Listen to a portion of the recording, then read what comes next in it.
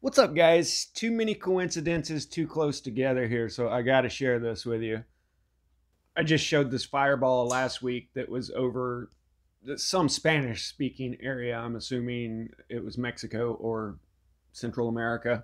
And this isn't meant to inspire any fear at all. It's just, I do have a kind of morbid curiosity about these things, or maybe even a divine curiosity about it, because, it does seem like, there's some divine will that stepped in the past during these events, or possibly even extraterrestrial.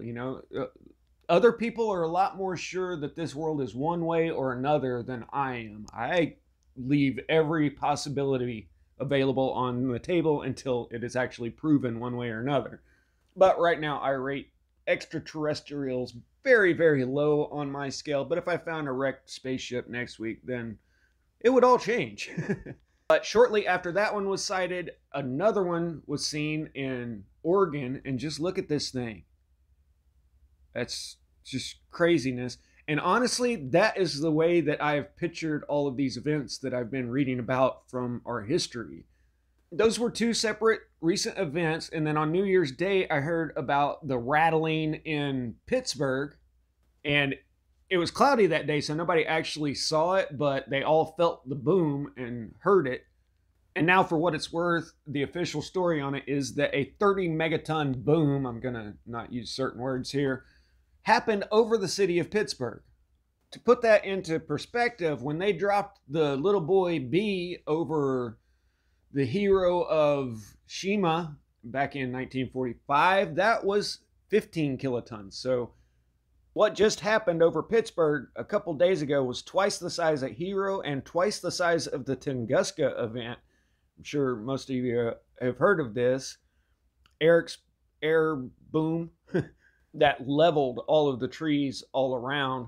And 100 years later, there's still no trees growing at the epicenter of this. My theory on that is that the ground got so compacted that it won't grow now. Just like old fire roads are so compacted that hardly anything grows on those out in national forests and whatnot. And if you've never heard of the Carolina Bays impact, that was a major one that made all of these formations along the East Coast. And, they're still studying this thing and finding out that it basically spanned across the whole of North America here. And strangely enough, they came out with this article saying that Pittsburgh pledges to become a dark sky city. And when you read the article, they say it's the only one that's not on the West Coast that is pledges to be a dark sky city.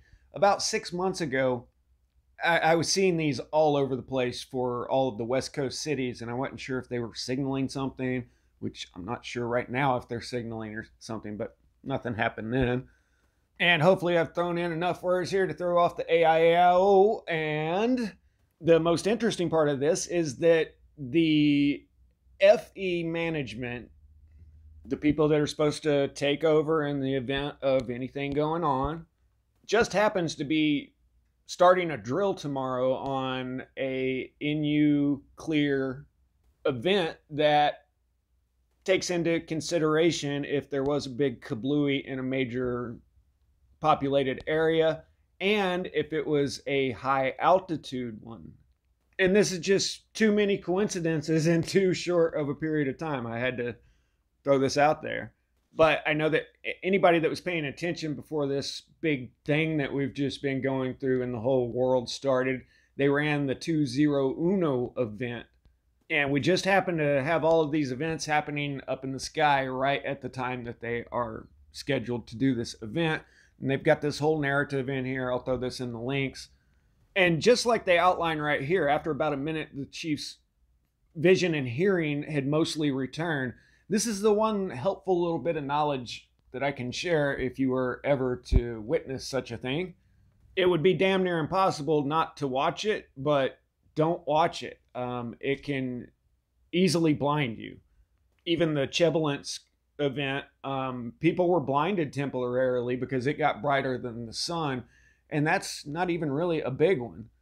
And the other thing would be to realize that there is a shockwave coming your way that's going to take several minutes for it to get to you. So you should probably, get on the other side of a house or something a mountain, definitely away from glass, and plug your ears because it could theoretically pop your eardrums. And some of these events that I've read about in the past, I'm sure people were blinded and deaf afterwards. So that wouldn't be a good way to start the end of the world.